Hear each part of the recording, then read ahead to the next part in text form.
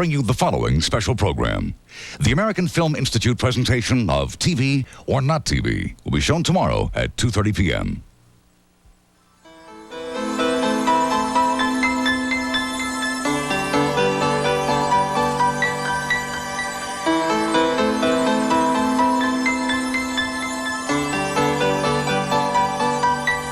Now, the Aquarium of the Americas, Jewel on the River, hosted by Lynn Ganzer and Norman Robinson.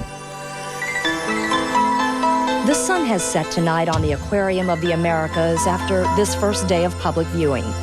Young and old alike marveled at the denizens of the deep as they swam about in what's being called the country's premier underwater environmental showcase. Good evening, everyone. I'm Lynn Ganzer. And I'm Norman Robinson. As you can see, we are in front of the centerpiece of the Aquarium of the Americas, the Gulf of Mexico exhibit. This 500-gallon tank explores the effects of the oil and gas industry in the Gulf. Behind the 16-foot-high acrylic panels, you'll be able to meet up close and personal lemon sharks, tiger sharks, tarpon, some amberjack, and bull reds, not to mention a 12-foot swordfish. The only way I want to see him up close and personal, though, is on this side of the glass. You know, this aquarium has already gone into the record books. It had the highest opening day attendance of any aquarium in the United States. A total of 13,623 people came through these doors today, and that exceeds Monterey's former record by almost 3,000 people. And they started coming bright and early this morning from near and far to be among the first to enjoy this wonder. Tina Evans was one of them on this opening day. Aquarium, to your left now. The first visitors to walk through the aquarium's doors today are Glenn and Lisa Brown of Jefferson Parish. Call that a smile. There it is. They got here around 6:30 this morning. We just wanted to be first. It's an institution. Hopefully it's going to be an institution, and we're proud of it. And aquarium officials are beaming too. We had between about 2,000 people and 2,100 people in the first hour of operation. So everything went real smooth. Part of what makes everything run so smoothly are the people in blue. They're volunteers. In the micro lab, volunteer Jimmy Ray explains what kind of shrimp are magnified on the screen. You don't eat boiled shrimp? You know what they look like though, right? Would you recognize that that was on your plate? And it's just so much fun to give back something to the city that I've grown up in. And it's hard to beat. This is just so exciting. It's one of the greatest things happened in New Orleans in a long time. Love it. Crowds are terrific. The children of all ages, very responsive. We've been so excited about it.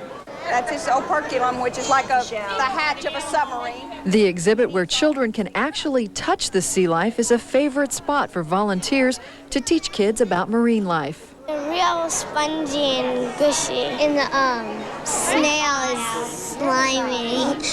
Besides helping you touch and feel sea creatures, volunteers can tell you about these guys, Louisiana crawfish.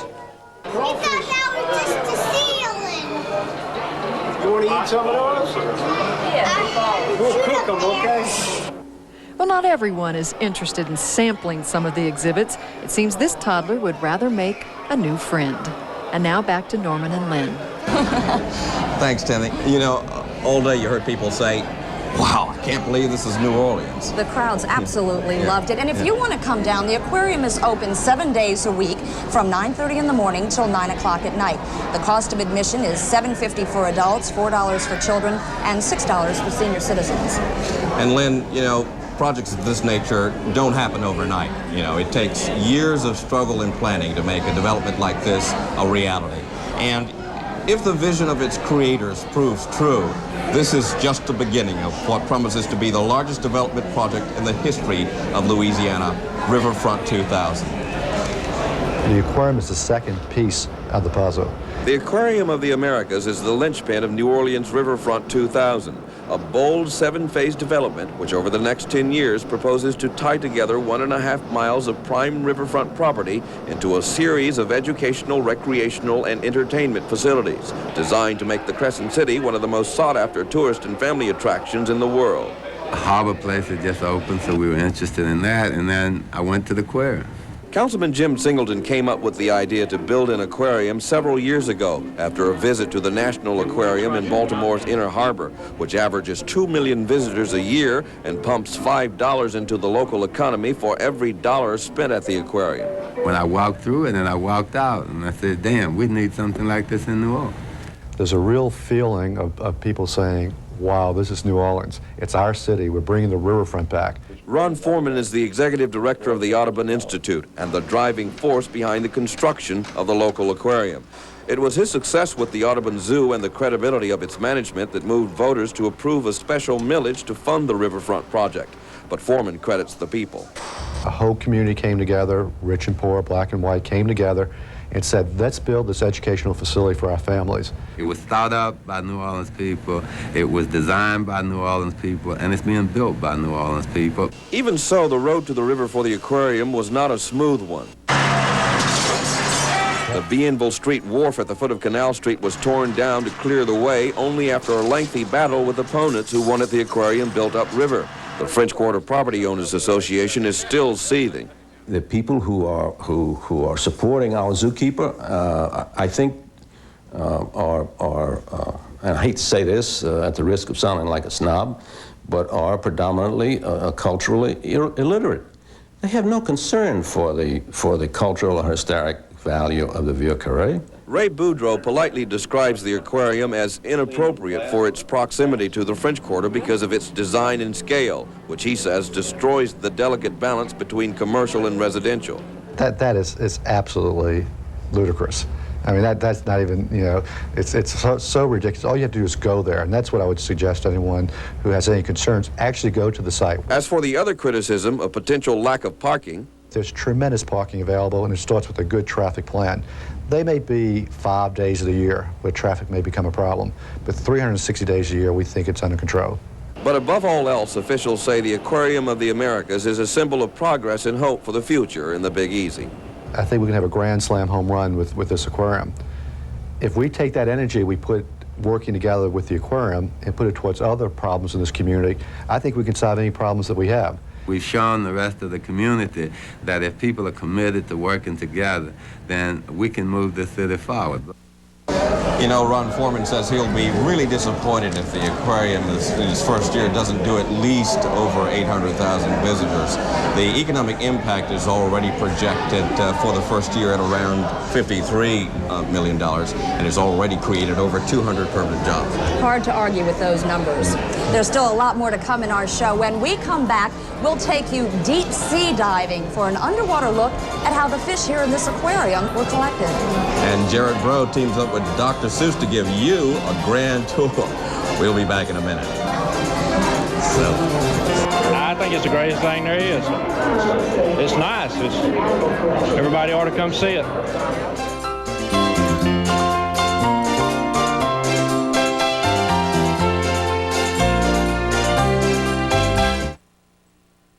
Defense systems, and when frightened, they gulp water, inflating their bodies and extend their needle-sharp spines until the threat is gone.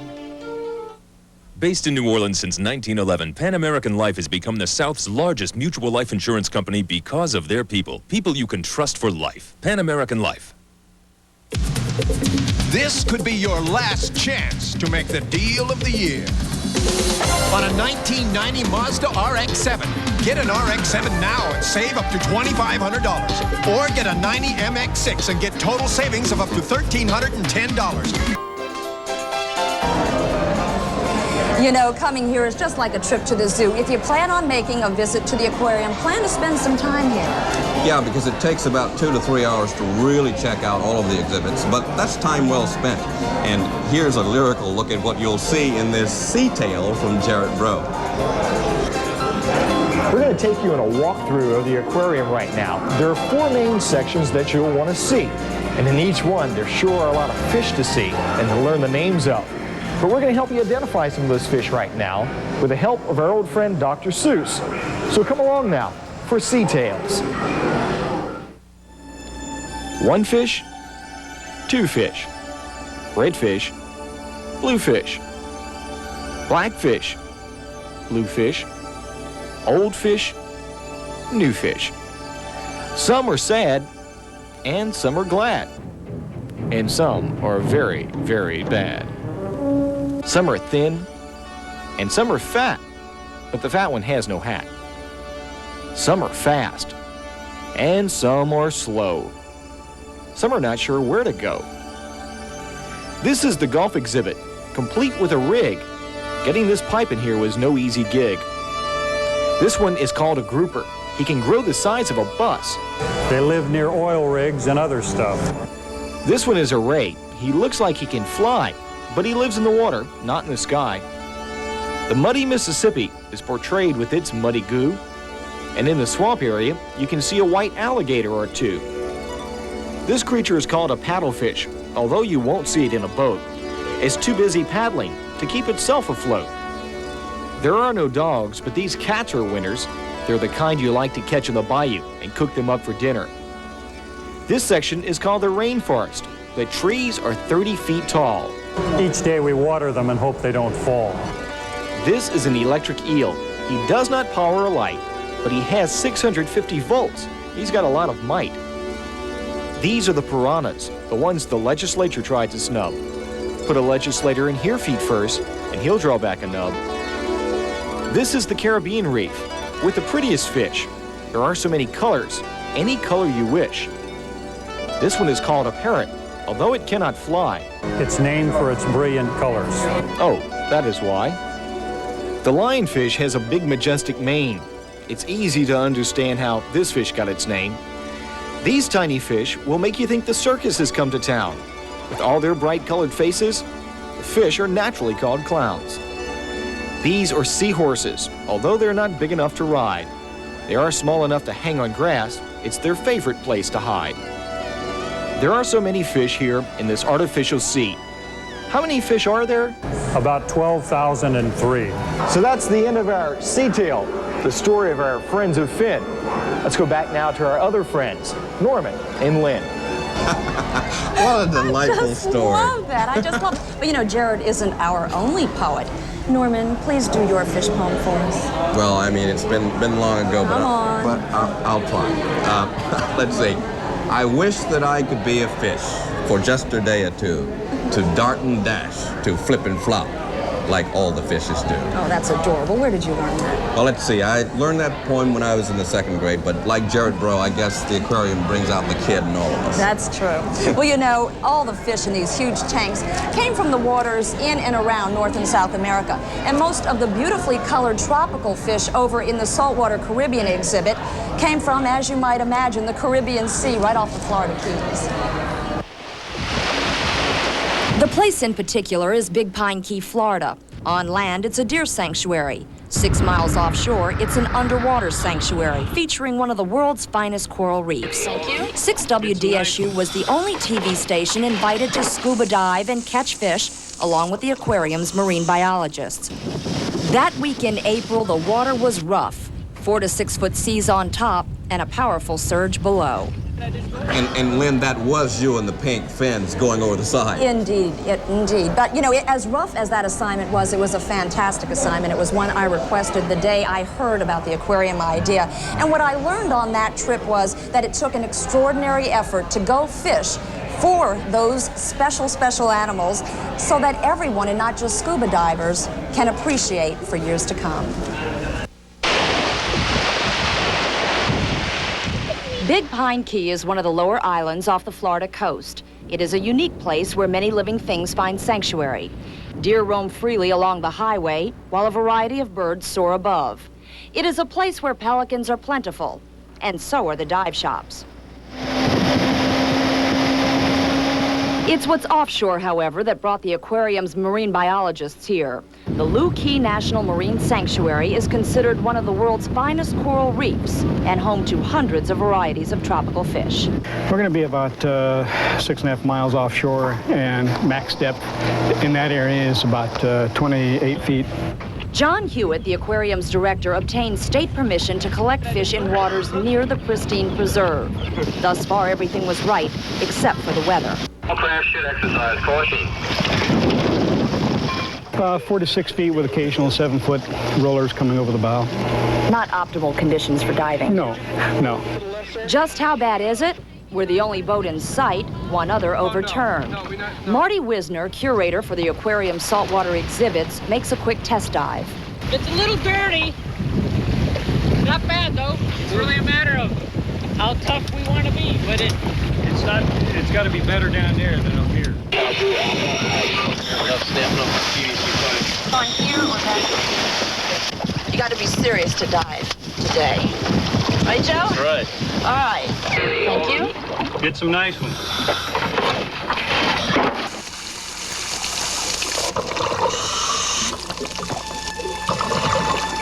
Underwater, the surge is strong. The half-dozen divers use nets and buckets to collect unsuspecting or more often frightened fish. Marty and I were chasing this blue angelfish a couple days ago, and we thought either we had gotten rusty or the fish had gotten smarter since October. But today his luck ran out, and he zigged when he should have zagged in a rock hole and swam right into the net. As the divers surface one by one, they share fish stories. So I put the net over the back hole, and I sort of nudged him into the first hole, and he swam right into the net. As you know, you were looking through the lens. We didn't have too much visibility. I did catch a fish, though.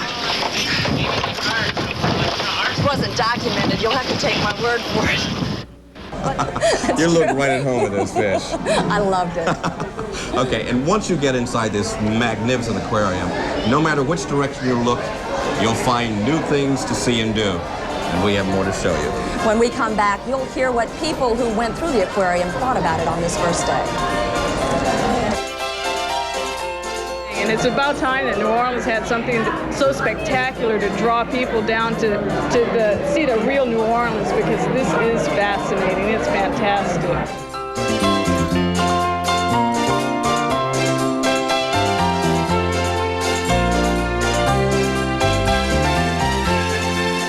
Well, kid. You know, Lynn, it seems everyone has big expectations for this aquarium. And now that it's open, is it as great as everyone thought it was going to be? Well, we sent Chris Fairbearer to find out, and she reports that the first impressions are the ones that last.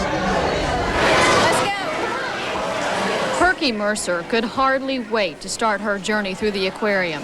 She set out for nearly 2 hours to test the waters, and judging by the smile on her face... Oh, we loved it. We've been looking forward to this for a long time, and it's so much nicer than we thought it would be. You're showing so many more things. We love the layout. Perky's not alone. The aquarium appears to be a big hit. So fantastic. It's unusual because, you know, at least you go someplace, you see a little aquarium, but for here, it's such a wide scope, and it's a very large exhibit. Along with the rainforest, the sharks and stingrays seem to be a big attraction. It's great. The sharks and the fish and everything. Everyone's getting something out of the aquarium, whether it's a lesson or a thrill. But some people just can't seem to make up their mind what they like best.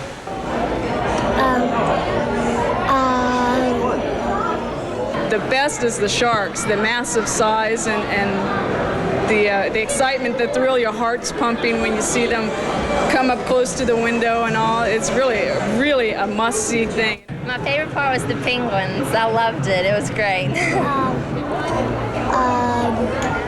I like the Amazon jungle the best. Well, I mean, I liked all of it, but I thought that was very fascinating since I'm not familiar with that area. Even though some people have their favorites, everyone agrees the aquarium is a winner for New Orleans. I think it'll be a big attraction. I think it will attract a lot of people. It's very well done. I'm very impressed with the work that they've done. It's better than what I thought it would be, and I thought it was going to be great to begin with. Back to you, Norman and Lynn. All right, thank you very much, Chris. And you know, until this aquarium was built, a lot of people didn't know that penguins enjoyed hot weather too. Most people think of penguins in ice, but there are tropical penguins and they're right here. Yeah, well, I got my eyes on that tarpon. My fishing pole's right under my chair. Don't count on it. Well, we'll have a lot more on New Orleans' newest attraction when we come back. And we'll treat you to a musical look at the fish and the 13,000 people who peered into the depths of the exhibits. Can't get much prettier than that. Look at the colors in here. That's gorgeous.